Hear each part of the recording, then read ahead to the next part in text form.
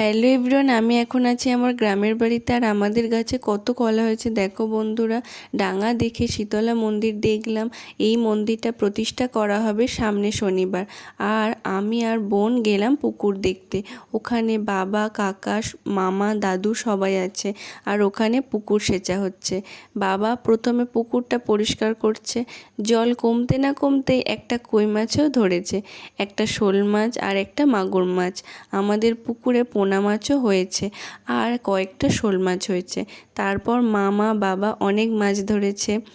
বাবা অনেক মাছ ধরেছে, কাকাও ধরেছে। তারপর মাঠে গেল মা ধান দেখতে পেকেছে কিনা। তা এবার তিনজনে মিলেই মাছ ধরতে নেমে পড়েছে। অনেক কই মাছ ধরেছে, শিং মাগুর মাছও প্রচুর হয়েছে পুকুরে। দেন আমি আর দাদু বাড়ি চললাম।